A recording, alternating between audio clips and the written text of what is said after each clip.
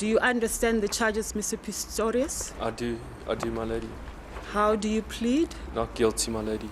On trial for murdering his girlfriend, Oscar Pistorius facing a courtroom and the watching world. The athlete admits he killed his girlfriend last year, but claims he mistook her for an intruder.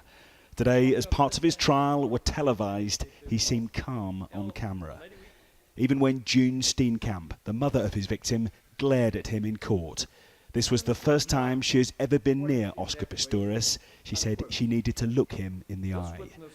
Today, his lawyer briefly went through what happened at this luxury home on Valentine's Day last year and issued this defence on his behalf. Whilst I admit that I inflicted the fatal gunshot wounds to Reva, this occurrence was indeed an accident, and that I had mistakenly believed that an intruder or intruders had entered my home and posed an imminent threat to Reva and me. This is what Oscar Pistorius will face every day now before he can even get into the courtroom. The world's media here to see him and listen to more than 100 witnesses in what South Africa is calling its trial of the decade. The first witness for the prosecution wasn't shown on camera, but Michelle Berger, a neighbour of Oscar Pistorius, spoke through a translator about the distressing noises she heard that night. Wakker geword van 'n vrou se verskriklike gille. My lady, just after 3, I woke up from a woman's terrible screams. I was still sitting in the bed and I heard her screams. She screamed terribly and she yelled for help. It was a climax.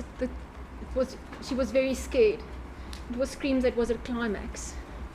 She was then asked to specifically describe what she believes were the gunshots. Bang. Bang, bang, bang. When his lawyer later asked if she thought Oscar Pistorius was lying, she insisted she didn't understand how he couldn't have heard those screams. It was a very emotional situation to have to hear the absolute petrified screams and shouts. It wasn't just another evening, it was extremely emotional.